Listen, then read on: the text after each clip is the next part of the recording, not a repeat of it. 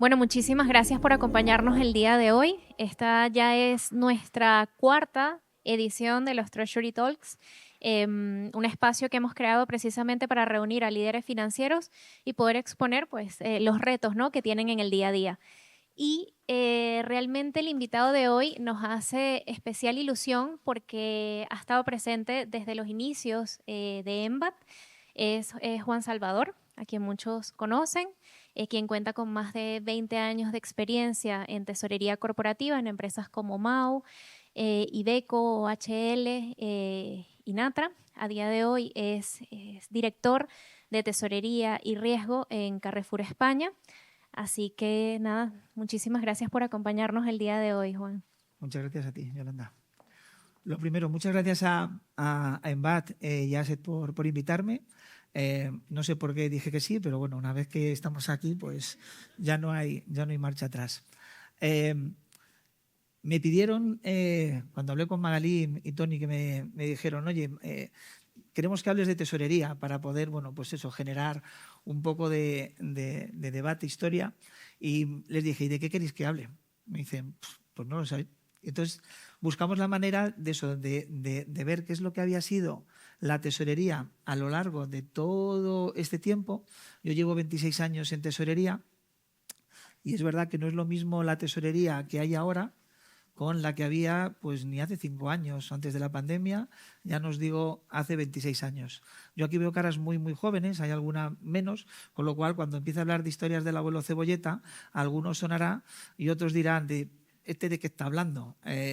Pero os aseguro que la tesorería hace 26 años se hacía de una manera totalmente diferente a la que hay ahora. Y eso es de lo que vamos a hablar, de cómo ha evolucionado la tesorería y de cómo es ahora.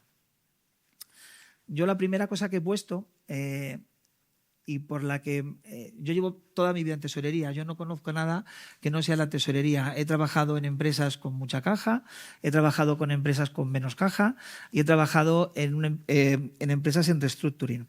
Y lo que me ha quedado clara es que los negocios pueden vivir con beneficios, pueden vivir con resultados buenos, pero lo que no puede vivir es sin la caja. Esto es una regla, vamos a decir, matemática. Si no hay caja, no puedes cumplir con las obligaciones que requieren de tu día a día. No hablo de pagar las nóminas, hablo de cumplir con las obligaciones. Con lo cual, esta es la primera regla que yo creo que si aquí estamos tesoreros, y imagino que alguno que no es tesorero, es una regla inquebrantable. Y es una de las cosas que yo creo que los que lleváis mucho, los que lleváis poco, podéis aseverar. 3 décadas de evolución. Los que empezasteis en los años 2000, conocéis una tesorería que no era la que había antes de los años 2000. Antes de los años 2000, y no hablo del efecto Y2K, había operaciones que se hacían con los bancos vía fax, vía listados en papel y vía, aunque os parezca mentira, ficheros enviados por email. Hoy en día enviar algo por email a un banco es totalmente, vamos a decir, impensable. El banco te dice, no te ejecuto la operación porque hay que hacerla por un canal seguro. Bueno, pues antes el canal seguro eran los faxes y los listados en papel. Había maneras de cubrir el fraude, una serie de códigos, pero se hacía de esa manera. En 2000, 2005 empezamos a ver conexiones vía Editran. A todo el mundo le suena Editran, ¿no? Bueno, pues Editran no es algo moderno. Editran, que es de una empresa muy conocida y que hoy en día está muy en la palestra, es un método de comunicación que lleva más de 30 años funcionando. Y aunque parezca mentira, hay muchas empresas que, aunque se estén digitalizando o digan que son modernas, siguen funcionando con Editran, que no deja de ser un canal de comunicación que ya tiene una cierta edad. Y luego, aunque parezca mentira, todavía se siguen mandando ficheros planos. Llega el año 2008. ¿Por qué ponemos el año 2008? Porque es cuando entra la normativa SEPA. Hasta el 2008, los ficheros que se mandaban por Editran tenían unas normas muy raras. Yo lo llamo código matriz. ¿Os habéis metido en algún fichero XML hoy en día? Es bastante estructurado. Bueno, pues antes de los ficheros SEPA, o lo que entendéis vosotros con XML, aunque ahora van a volver a cambiar, las normas no eran las de hoy. No sé si sonará la norma 19, la norma 58, la norma 34, la norma 34.1. Bueno, pues eso fueron, vamos a decir, normas que tuvieron que cambiar con la estandarización y la unificación de los XML. Bueno, pues aunque no difieren mucho, sí que eran normas meramente españolas. Con los XML se consiguió pasar a la nueva norma SEPA y a una manera de trabajar en la que ya no dependíamos solamente de las normas españolas, sino que pasamos a ser internacionales. Y ahora bien, en el 2025, en la era inteligente, que la hemos llamado, llega lo que el anterior Treasury Talk, no sé si algunos estuvisteis en el anterior Treasury Talk, que dio Pedro Aires, y os habló de un concepto llamado Open Banking, y habló de los host to host, y habló de conexiones peer-to-peer. Bueno, pues eso es lo que ahora vamos a ver. Hay empresas que, si quieren estar digitalizadas o quieren estar totalmente en la ola, como digo yo, tienen que buscar eso. Claro, ¿qué es lo que ocurre? Tú estás acostumbrado a trabajar de una manera desde el 2008 y hacer el cambio es complicado. Bueno, pues eso lo tenéis que ver, no solamente en términos de recursos, sino en términos de dinero. En estas historias del abuelo cebolleta,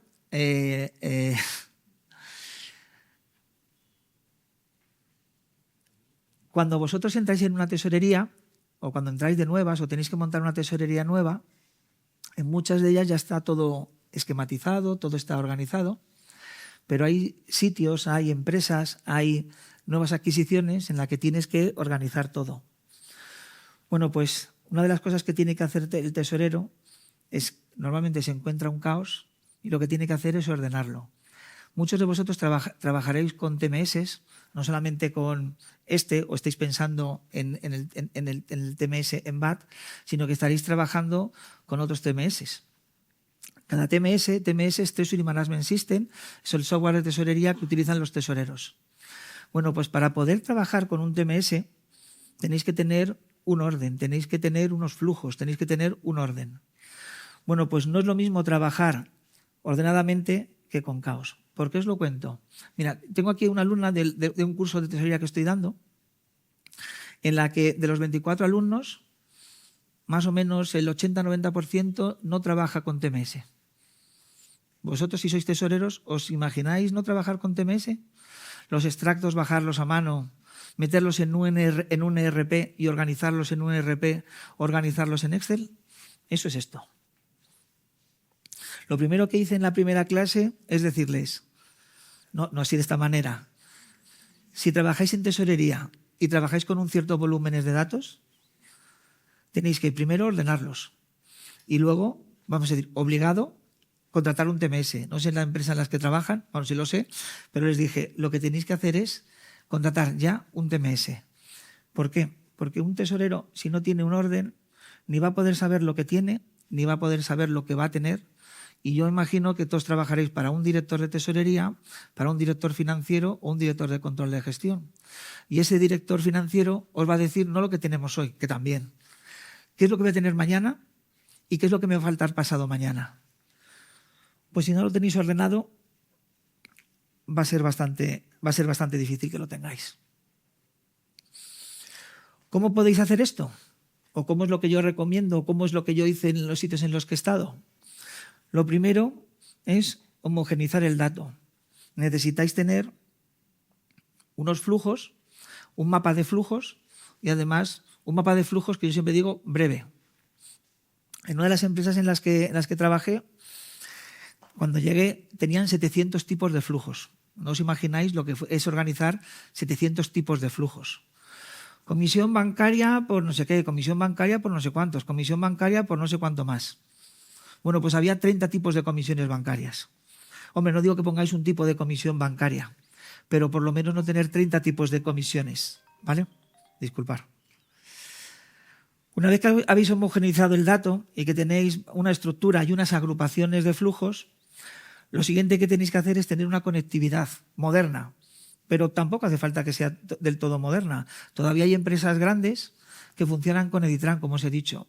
Pero si tenéis la posibilidad de innovar y vamos a decir, y de poneros al día, hoy en día, y también fue parte de la Treasury Talk de Pedro, las APIs. Hoy en día el Open Banking está a la orden del día. Podéis conectaros con cualquier banco y cuando digo cualquiera, bueno, la Caja Rural de Ontinyent no creo que tenga APIs. A lo mejor nos sorprende, pero seguramente trabajéis con bancos nacionales y con bancos internacionales y si no es la Caja Rural de Ontinyent van a tener APIs. Si trabajáis con poquitos bancos podéis hacer el esfuerzo de conectaros directamente con ellos. Algunos trabajaréis en empresas globales, matrices o filiales. Bueno, pues otra manera de conectarse es vía SWIFT. Y en España, si tenéis la tesorería en España, hoy en día todavía seguimos teniendo Editran y podéis hacer muchas cosas vía Editran. Una vez que tenéis el dato homogenizado y tenéis la conexión y sois capaces de bajaros todo en el día, y luego hablaremos del tiempo real, que es una de las cosas que todavía se puede hacer, lo siguiente es conciliar. Vosotros como tesoreros tenéis una serie de flujos hoy, pero también tenéis una serie de previsiones. Cuando os dije el CFO o el director de control de gestión os va a preguntar qué tenemos mañana, es porque antes habéis podido saber de las operaciones que ha hecho vuestra compañía, qué cosas van a hacer, qué cosas van a ocurrir y luego qué cosas ocurren. De las cosas que ocurren y las que sabíais que van a ocurrir, podéis hacer las conciliaciones, incluidos los movimientos de hoy que no tengáis previsión. Imagino que muchos trabajaréis con barridos, con cash pooling. Hoy en día no hay necesidad de que te llegue un movimiento de barrido y lo conciliéis a mano. Con una serie de parametrizaciones podéis tenerlos automatizados al momento. Eso no lo podéis hacer a mano. Necesitáis un TMS que parametrizadamente os lo haga. Con lo cual, de nuevo, si no tenéis un TMS, tenéis la muerte de tener que hacerlo todo manualmente. Y de nuevo yo diría que si no lo tenéis, lo contratéis. Me da igual cuál, ¿eh? Esto no es una cuña publicitaria, es verdad que lo organizan BAT, pero cualquiera que os valga. Una de las cosas que digo cuando hablo de los TMS, trabajéis con uno y queráis ver la posibilidad de contratar otro, y es importante, disculpad, hasta que no tengáis el dato homogenizado, por mucho que vengan a presentaros un TMS, el TMS más moderno que ha salido hoy, la mitad de barato del que tenéis actualmente y que además os dice que va a poneros el TMS en los 40 países en los que trabajáis. Os hacen una presentación, os la pone en inglés y os hace la mega presentación. Yo esto lo he vivido varias veces.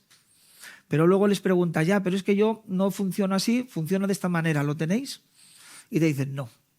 Esto ha pasado, y aquí tengo a uno que lo ha vivido, de funcionar de una manera, hacerte una presentación, que la verdad es una presentación buena, pero justo lo que ellos necesitan no lo tienen. Con lo cual, una de las cosas yo suelo recomendar es centraros en lo que necesitáis, que os hagan la presentación y luego hacer eso, juntar el hambre con las ganas de comer. Y si eso funciona, y si hay match, como dicen ahora, por probar.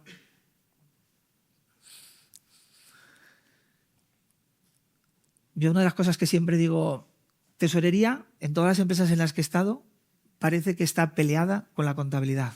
¿Os pasa? Siempre me peleo con el contable, siempre tengo que cuadrar con el contable.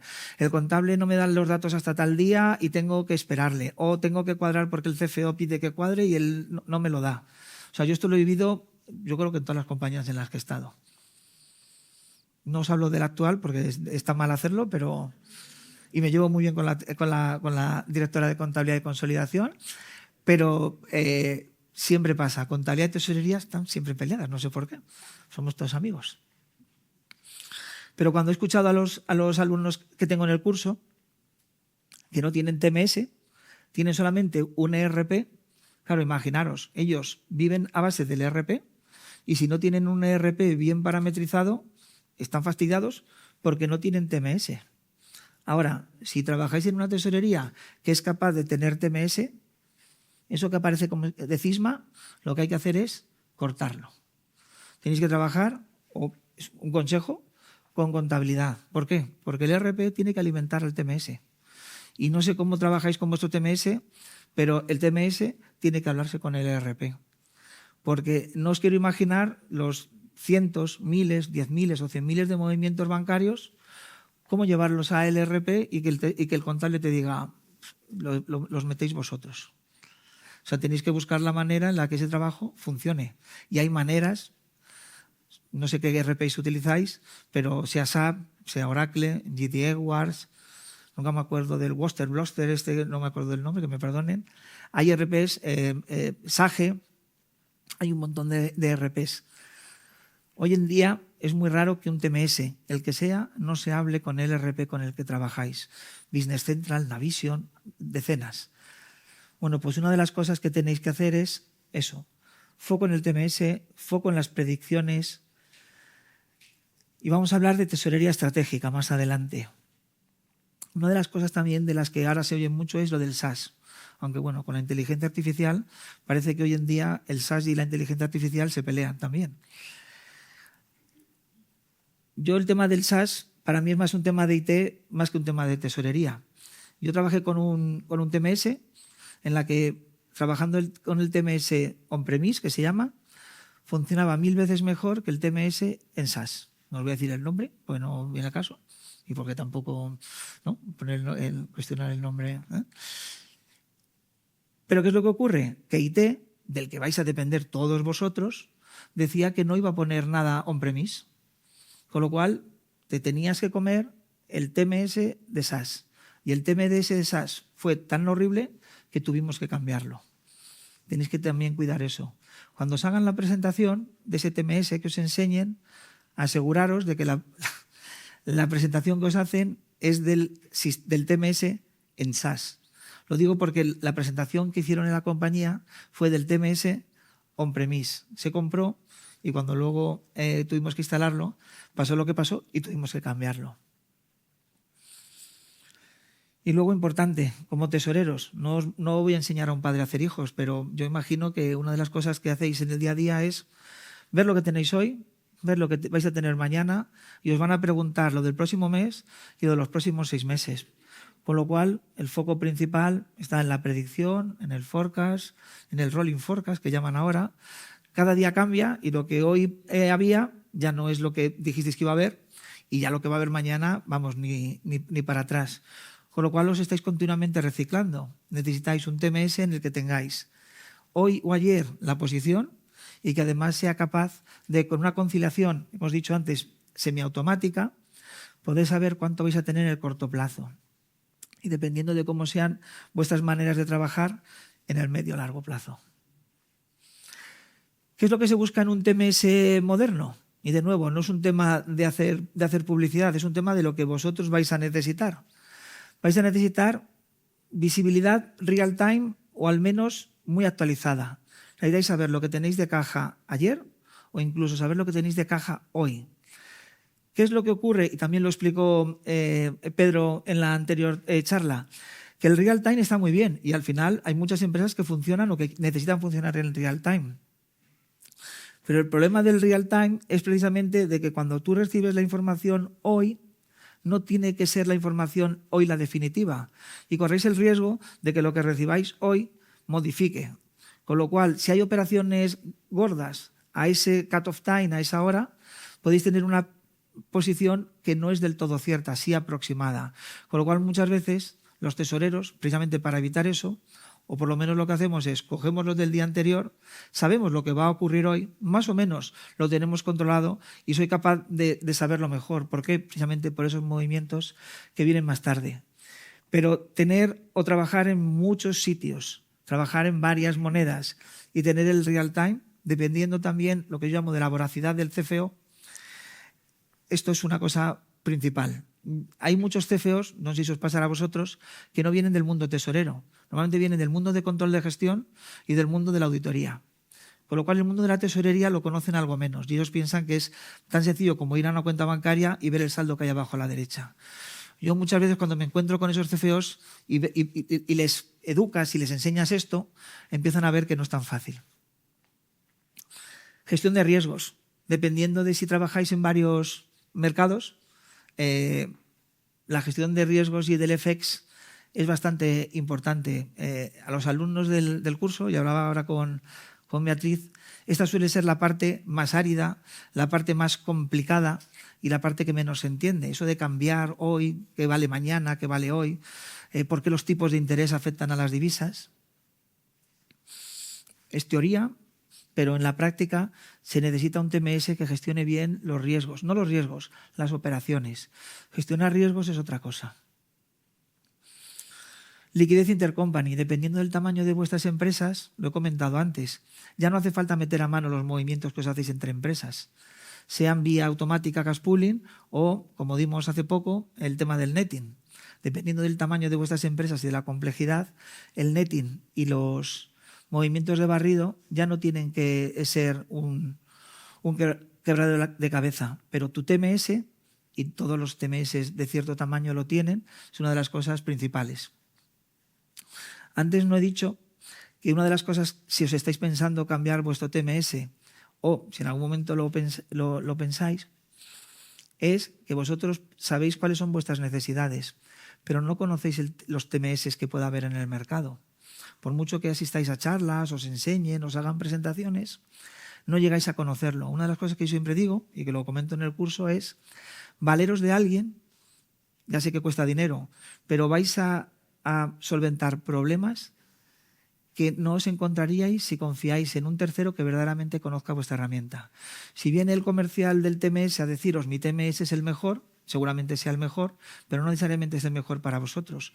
Hablar con un tercero que instale ese TMS y otros y que verdaderamente escuche vuestras necesidades y sepa verdaderamente cuál os pueda venir mejor. Yo lo hice, por ejemplo, en MAU. Yo estaba pensando entre 2 o 3 TMS y acudí a un tercero y le dije, oye, mi operativa es esta, hago esto, tengo esto, ¿tú cuál crees que es el mejor TMS? Él me dio una dupla y yo pude decidir en esa dupla con ciertas variables, pero me apoyé en un tercero. Yo creo que es un consejo bastante bueno. Cuesta dinero, pero yo os aconsejaría que es un dinero bien invertido. Si vuestro TMS actual cubre todas vuestras necesidades, pues olvidaros de lo que os acabo de decir. ¿Vale? Y luego, el cuarto tema, que siempre dicen los de IT, yo lo pongo, pero para mí no es necesario, pero lo pongo porque vais a depender de IT. Ellos suelen obligaros a que haya una arquitectura SaaS, porque no quieren depender de lo físico, no quieren gestionar lo físico. Hablan de costes, amortizaciones, la empresa ya no tiene servidores. Bueno, yo conozco empresas que han cambiado eso precisamente porque están viendo que el coste del SaaS, lo que supone acudir al SaaS y luego acudir a los datos que siendo vuestros están en otro sitio, por muy seguros que sean, es un problema. En MAU tuvimos un problema de datos. Y cuando le pedimos al TMS que nos diera los datos, ¿sabéis lo que nos dijo? Que como la infraestructura la llevan en otro sitio, que no me podía dar mis datos. Oye, son mis datos, yo necesito los datos orígenes. Pues no los conseguimos. Tuvimos que resolverlo de otra manera. Imaginaros que tenéis un problema grave y que le decís a vuestro CFO que no podéis acudir a vuestros datos. No podéis armarlos. Tenéis que depender de una base de datos hecha de una manera y no podéis acudir a ellos. Bueno, pues eso fue un tema de SaaS importante. ¿Qué le pedís a vuestro actual TMS o al que queráis ver? Que tenga una capacidad de administración, porque si sois matriz y tenéis filiales, podáis ser administradores para poner diferentes perfiles. Importante. Si es real time, ya ni os cuento. Que sea seguro. Todos los TMS, vamos a decir, se precian de ser seguros. Los hay más seguros, menos seguros, pero es importante. Que accedáis a los datos. La historia que os he comentado del acceso a los datos es real, no me la he inventado. No pudimos acceder a los datos en origen y teníamos un problema. No voy a hablar de los costes. Cuando compráis un software, vosotros normalmente contratáis un precio y contratáis un servicio. En un SaaS tenéis una suscripción para toda la vida. Eso también lo tenéis que medir. Lo digo porque a veces, si tenéis un CFO, como digo yo, voraz, y os hace pedir un business case, el SaaS tiene un coste, el on-premise tiene otro. Eso lo tenéis que valorar. No he traído las fotos porque esto pretende ser una aplicación, una presentación moderna, pero si os pongo las fotos de un TMS de hace 26 años, flipáis. O sea, un formato Windows 3.1 que algunos no sabéis ni lo que es. Y ahora, en cambio, los TMS están todos en fondo blanco, fondo azul, líneas estilizadas. Bueno, pues, aunque os parezca una tontería, el UX, el User Experience, es muy importante. El que tengáis una manera de ver dashboards, cifras, datos homogéneos, es muy importante. Un TMS moderno, por mucho que tenga las mismas capacidades de un TMS menos moderno, va a ganar mucho en la presentación. Y dejo lo mejor para el final, porque he hablado solamente una vez de la IA. Si vosotros hoy en día tenéis un TMS, vosotros vais a pedir ahora que haya IA. Yo digo una cosa, el TMS está muy bien que tenga IA, pero al final lo que queréis es que tenga una información que me concilie y que además me sirva para poder tratar con esa información. Si tiene IA es mejor, pero yo siempre digo que la IA, que además hay que utilizarla, yo soy, vamos a decir, partidario para usarla hasta para mandar un correo, a lo mejor para eso no. Podéis utilizarla antes, durante en el TMS y seguro que después. Si os da parte del TMS, perfecto. El problema de la IA, como siempre, es la alucinación y la comprobación de los datos que os da. En el TMS no sé cómo podréis hacerlo, eso seguro que los señores de esta aplicación os lo podrán decir mucho mejor que yo, pero yo soy mucho de comprobar, de cuadrar. Aunque os parezca mentira, el 2 más 2 yo quiero que sean 4, pero lo quiero comprobar y lo quiero ver. Bueno, pues aun sabiendo que necesitamos tener IA en un TMS moderno, yo os diría que con cautela y que la utilicéis y la aprovechéis. En un TMS moderno, ¿vale? Aquí pongo matemáticas aplicadas, no chatbots. Al revés, los chatbots, que por cierto nosotros hemos creado uno en Carrefour, te puede servir para muchas cosas. Te puede servir para tú no tener que buscar las cosas, ¿vale? Pero la IA se entiende como otra cosa, ver de qué manera puede hacer la IA para no tener que hacer yo el forecast. Bueno, pues eso también lo podéis aprovechar, ¿vale? Se puede utilizar la inteligencia artificial para intentar que ella haga el mayor trabajo posible para no tener que estar tú con Exceles y Exceles y Exceles. Aunque luego al final yo lo que siempre recomiendo es que utilicéis un Excel para que lo que os dice la IA lo podáis comprobar. Una de las cosas que no hacen muchos CFOs es cuando vosotros les dais un dato, deciros el por qué. Vosotros os sentáis con vuestro CFO y le decís por esto, por esto y por esto, le dais un dato y muchas veces se lo tienen que creer. Bueno, pues yo soy de los que digo, utilizarlo, tomar el dato, pero justificarlo. Lo digo porque si tenéis un CFO como los que me han tocado a mí, hay alguno que te llega a pedir la explicación. Ayer mismo nos pedía que le explicáramos por qué la variación de masas patrimoniales generaba net free cash flow. Entonces, se lo explicamos y todo perfecto. Pero cuando te piden ese punto más, confiar en la IA es importante, pero yo confío también en los datos que tenemos. Casos de uso. ¿Qué podemos hacer? La IA se puede utilizar para muchas cosas. Por ejemplo, si tenéis un TMS con IA o bien parametrizado, yo os hablaba antes de un 85-90% de conciliación. Hay TMS que hoy en día con inteligencia artificial o con una parametrización, vamos a decir, profunda, llegan a conciliaciones del 95, 96, 97, 98%. Imaginaros, de 10.000 movimientos, tener que hacer solamente 20. Y esos 20 serán pues cosas que ni para Dios ha conseguido conciliar. No es lo mismo hacer 1.000 movimientos tesoreros y tener que hacerlos a mano o buscar tú, como digo yo, matando marcianitos. Tengo este cobro de este cliente que además aquí me ha comprado una comisión, ¿cómo lo mato? La IA va a ayudar a saber que viene del cliente, va a buscar en los streams la información y va a poder saber lo que hay hoy. Va a poder saber lo que concilias hoy. Pero claro, yo lo que quiero es que además sea capaz de predecirme. Si tenéis un cliente que os paga siempre, siempre, siempre, no el día 30 que os debe el dinero, sino que os paga el día 1 del mes siguiente, podéis decirle a vuestro sistema, seguro que los señores de Envatos dicen cómo, cuando venga una previsión de este cliente, ponme de +1. Puede ser una parametrización o puede ser que tú le digas o aprenda tu IA a saber eso. Si eso lo sigue sacando hoy, mañana, pasado, tus previsiones no van a ser las que lleguen. Tu IA va a ser capaz de modificar tu previsión porque vas a ver que tu cliente no te paga en tal fecha. Si vosotros hacéis factoring los meses de marzo, junio, septiembre y diciembre, o todos los meses, que hay empresas que lo hacen todos los meses porque utilizan el factoring para financiarse a corto, pero hay otros que lo hacen solamente para acabar bonita la foto de marzo, junio, septiembre y diciembre, porque son los meses en los que les miden, porque están cotizados en bolsa o porque tenéis deudas en las que os obligan a tener una serie de ratios. Vosotros podéis decirle a la inteligencia artificial, oye, dime más o menos con todas las previsiones que tienes de clientes, cuánto factoring podemos hacer. Esa IA es posible que aprenda, le vais a tener que enseñar mucho. ¿Qué receivables podéis tener? ¿De qué clientes? ¿De qué importes? Y os puede decir en el mes cuántos receivables vais a tener.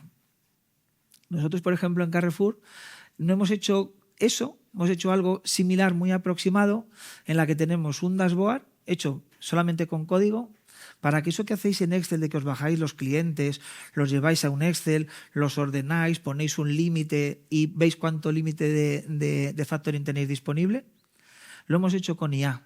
No necesariamente lo tiene que hacer un TMS, lo podéis hacer vosotros. Si además sois capaces de enseñar al TMS, también os lo puede predecir. Bueno, pues son ideas, son casos de uso que podéis aplicar. Previsiones, conciliaciones. Hay una de las cosas que hoy en día es otro caso de uso de la IA, que ya lo hacen empresas que utilizan IA, es el tema del fraude. Seguro que todos habéis escuchado el fraude del CEO. A muchos seguramente os hayan intentado hackear con un correo que en vez de ser pepe.garcía@ la empresa que me lo manda es pepe.garccia, os habéis creído que es, os ha dicho que le cambiéis la cuenta y habéis pagado a un tercero. Bueno, pues hay empresas que usan IA dentro del TMS y fuera del TMS, seguro que Envad lo tiene y lo tienen otros TMS, son capaces de, si lo parametrizáis en el módulo de pagos correctamente las cuentas que os dan, son capaces de daros una blacklist o daros una alerta diciéndoos, esta cuenta que habéis metido para este cliente en el fichero que vas a mandar ahora antes de firmarlo, ojo, que no es del todo, comprobadlo. Lo podéis hacer cliente por cliente, proveedor por proveedor o por fichero. Lo podéis hacer dentro del TMS o fuera del TMS. O sea, esto es un caso, vamos, que hoy en día ocurre. No sé cuánto cuestan esos sistemas. En nuestro caso nos viene dado por el grupo, con lo cual no me cuesta. Pero os aseguro que cueste lo que os cueste, con que os defrauden una factura de 5, 10, 15, 20.000 euros, ya os ha compensado el fraude. Lo digo porque otra de las cosas para un TMS nuevo, para un sistema de fraude, es el coste, justificar el budget, me he pasado del budget, no me permiten gastar. Si tenéis un ejemplo de algo que os ha ocurrido, en Mau, por ejemplo, nos llegaron a defraudar una cantidad de varios 10.000 de euros.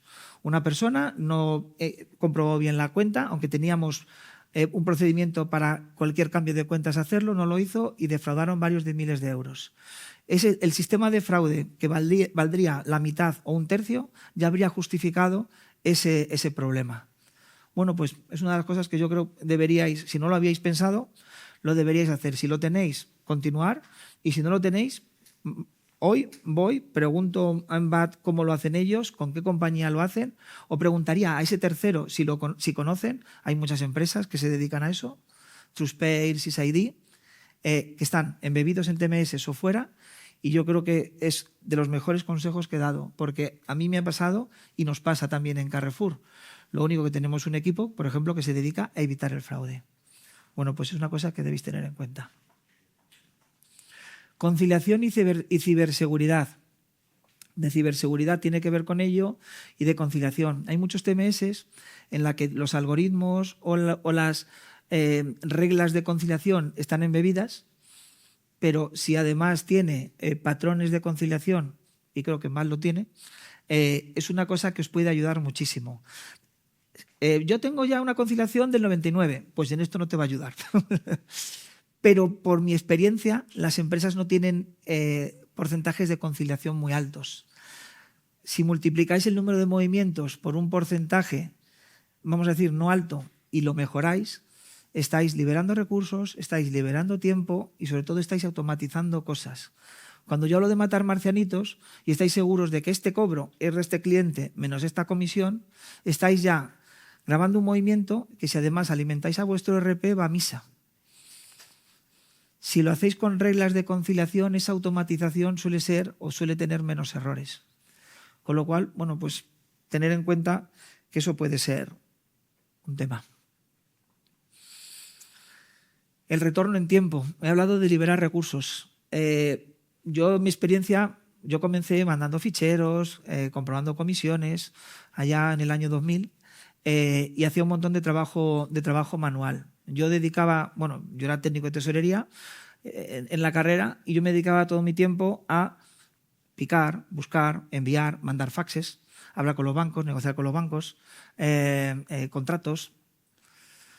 Bueno, llega un momento en el que dedicas más tiempo a hacer cosas, vamos a decir, sin valor, que si todo lo que hacéis de sistemas, evitaciones de fraude, conciliaciones automáticas, forecast dentro del TMS, aunque luego, de nuevo, lo comprobéis fuera del TMS, te conviertes en un tesorero estratégico. ¿Por qué? Porque sabiendo lo que tienes hoy, lo que vas a tener en el futuro, no te vas a dedicar a ver comisiones, a calcular tipos de interés, a ver si las comisiones que te han puesto son correctas, si te falta algo por cobrar, lo tienes todo. Con lo cual te conviertes en un partner estratégico con tiempo para ver qué vas a tener, para ver qué desviaciones vas a tener y poder, vamos a decir, corregirlas dentro de los ámbitos que dejan a un tesorero. El tesorero no hace magia, puede factorizar para conseguir caja, pero no puede, vamos a decir, influir en que si van a comprar más en tu empresa o vender o cobrar más tarde. Pero sí que puedes decir, oye, estás pagando cada vez más pronto, oye, estás cobrando cada vez más tarde. Y eso lo hace el tesorero estratégico. Y la única manera de hacerlo es con tiempo para analizar e interpretar. Si te dedicas o tu equipo se dedica a conciliar manualmente, a revisar manualmente Excel tras Excel, no tienes tiempo para analizar. Con lo cual, bueno, pues todo lo que podáis liberar es lo que vais a conseguir para tener ese retorno del tiempo y ser cada vez un partner más estratégico. Tesorería como modelo de negocio. No sé si vosotros en la experiencia siempre se ha visto la tesorería, o por lo menos en mi caso, se ha visto la tesorería como un coste. Está en el equipo de staff, sois una serie de personas que costáis dinero, cuesta vuestro software, negociáis con bancos, tenemos coste financiero porque negociáis con bancos y no tenéis la mejor negociación, y al final todo es coste, coste, coste. Hay empresas o tesorerías que pueden erigirse como un modelo de negocio. Todos vosotros, si pagáis y no pertenecéis a una empresa pública, pagáis a 30, a 60, a 90 y en algunos casos a más de 90 días si trabajáis con productos non-food. Es que los que trabajamos con productos food, a mí lo decía, tenemos que pagar a 30 días porque no puedes pagar a más de 30 días, pero hay cosas que puedes pagar a más plazo. Si puedes pagar a más plazo, puedes buscar una manera de hacer este palabra que yo creo que os habrán bombardeado a todos de supply chain financing, o buscar modelos que os permita ser una tesorería que es modelo de negocio, es decir, que es una unidad de negocio dentro de la compañía. Hay empresas en las que la tesorería genera dinero para sus empresas. Es una línea de negocio además muy, muy rentable. Carrefour en particular lo es. Y la verdad es que está muy bien ser parte de la línea de beneficio de tu compañía y tú ser alguien al que le preguntan cuánto beneficio vas a hacer, cuánto vas a vender y cuánto vas a conseguir de ello. No sé las empresas en las que trabajáis, pero pensar que todo lo que podáis desarrollar en supply chain financing, poner en valor que no es solamente una manera de recuperar comisiones, sino que es una manera de poner vuestra operativa como línea de negocio. Todo el mundo conoce Starbucks, quiero pensar.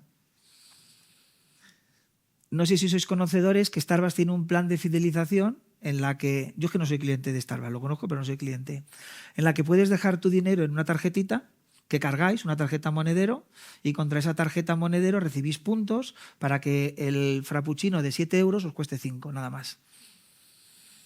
Pues esos 7 euros que dejáis en el monedero, que dejáis 10, 15, 20 euros, lo deja uno, lo dejan dos y lo dejan 35,6 millones de personas. Esos 35,6 millones de personas dejan en esas tarjetas monederos que van a cuentas de Starbucks en casi 2 billion. 2 billion en la que a ellos les cuesta 0%, porque les dan un dinero que les entra. Como la mayor parte además la tienen en dólares, que ahora mismo está entre el 3-4%, con ese dinero, ¿qué es lo que hacen? O cubren deudas o lo prestan.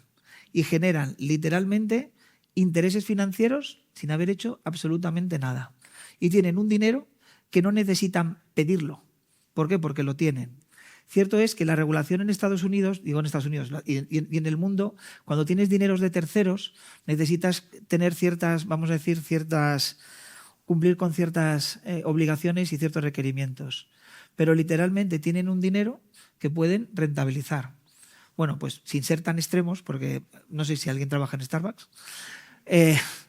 pero si trabajáis en empresas de retail, trabajáis en empresas en las que tenéis clientes que puedan ofreceros eso, o simplemente que hacéis pagos en un volumen suficiente, podéis elegiros como un modelo de negocio y poner en valor lo que en otros sitios no lo hacen. Yo, desde Mau, sí que ponía en valor todos los intereses o bonificaciones de confirming que se producían. Ya en Carrefour, encima, somos una business unit y yo tengo que responder frente al CFO de una línea de negocio de un importe bastante relevante.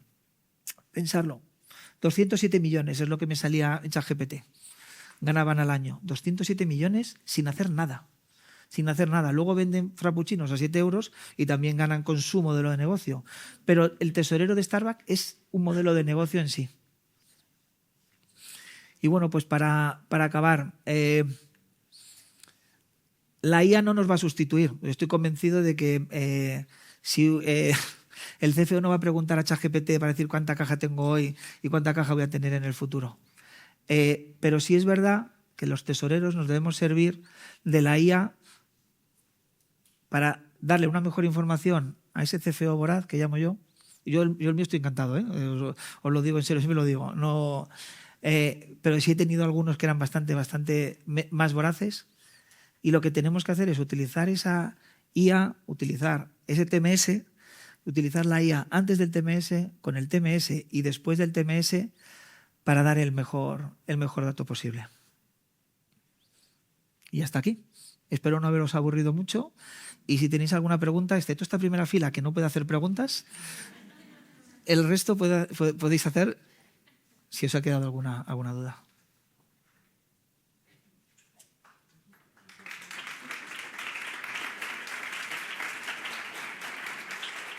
Otra. He hecho algo. He hecho algo que no debería haber hecho. Ya está, ¿no? Venga, menos mal. Hola, muy buenas. ¿Me oís? ¿Sí? Has hablado, bueno, primero gracias por la presentación. Cuando has estado hablando de los TMS, has hablado de diferentes capacidades, la parte de conciliación, proyecciones, luego has hablado de temas de fraude. Módulos le llaman. Módulos. Cuando tú has contratado o has contratado sí, los servicios de ese TMS, ¿le das a todos la misma importancia dentro de tu experiencia de los últimos, bueno, de los 20 años que has hablado y cuando has estado viendo con temas de TMS? ¿A todos los módulos le das la misma importancia? ¿Hay algunos que priorizas más que otros? Porque hay cosas que a lo mejor internamente puedes craquear o mapear de otra manera. ¿O? Comunicaciones y tesorería son el backbone de lo que vas a trabajar. Es decir, tienen que tener un módulo de comunicaciones y un módulo de tesorería principales. Dependiendo de en qué empresa trabajes, imagínate, no sé, trabajas para una empresa pública, trabajar con FX, presupuestos, a lo mejor no es tan importante. Si trabajas en una empresa en la que tienes muchas filiales y tienes que contratar a muchas filiales, a lo mejor te interesa el módulo de consolidación, por ejemplo.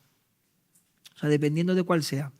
Por ejemplo, en Mau, que es un ejemplo muy reciente, nosotros trabajamos en muchas partes, pero el 95-96% era euro.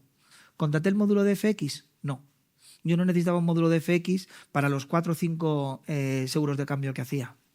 Pero en OHL, por ejemplo, si hubiera tenido que contratarlo, que seguramente lo estén contratando ahora porque trabajaban con un TMS del 91, cuando yo me fui, porque no me dejaron contratar un TMS, no había dinerito, no había budget, habría contratado el módulo de FX. ¿Por qué? Porque trabajaban con 30 países y trabajábamos con 15 divisas y todo lo hacía en Excel. Cuando yo enseñaba a los que hacían cambios, lo hacía en un Excel. ¿Por qué? Porque no tenía sistema que me lo pudiera hacer. Y luego cuando se hacían los cambios, la comprobación y la desviación la hacía en Excel. Pues habría contratado FX. En MAU quisimos contratar el módulo de presupuesto, pero si tú ves el presupuesto que había en MAU, flipas. El módulo del presupuesto del TMS no era suficiente. ¿Y qué es lo que hicimos? Junto con control de gestión, contratamos lo que llaman un EPM, un Enterprise Performance Management. O sea, otra cosa superior a un TMS, que son lo que entendéis como BI, pero para consolidar, para proyectar y para planificar. Bueno, pues no quiero hacer publicidad, pero contrataron un EPM, con lo cual ya no tuve que contratar el módulo de presupuesto de ese TMS, porque ya contratamos algo superior. Pero sí que necesitaba que mi TMS se conectara con ese EPM. ¿Y qué es lo que hicimos? A ese consultor, a ese tercero del que os he hablado, que fue Pedro, ¿cuál es el mejor TMS para que se conecte al EPM que ya está elegido? El CFO ha elegido pipipá. Pues dime el TMS que se tiene que conectar con ese EPM, pues tiene este y este. Y gracias a eso y a otra serie de cosas, elegimos un TMS. Es decir, la importancia que le tienes que dar es, como había dicho yo, del dato. A ti te puede venir el TMS más puntero del mundo, pero si tú no necesitas FX y el módulo de FX del TMS digo, es la leche, pues no le tienes que dar importancia porque a ti no te sirve. Ahora, en cambio, si tú tienes el EPM PPP y necesitas que tu TMS nuevo se conecte, es que va a ser básico. Con lo cual ya no es un módulo, ya hay interfaz entre vosotros. Y seguro que si hablas con Embat o con los otros TMS te dirán, con este sí, hombre, con este por supuesto, con este no. Como sea el tuyo, pues lamentándolo mucho tienes que descartar el que no tenga esa conexión. O sea, que lo vas a decidir tú. Pero muchas veces vas a pensar que lo conoces todo, preguntar a un tercero yo creo que te va a dar mucha ayuda. O sea, lo mismo, creo que es más o menos lo mismo que he dicho por ser coherente, pero es buena pregunta.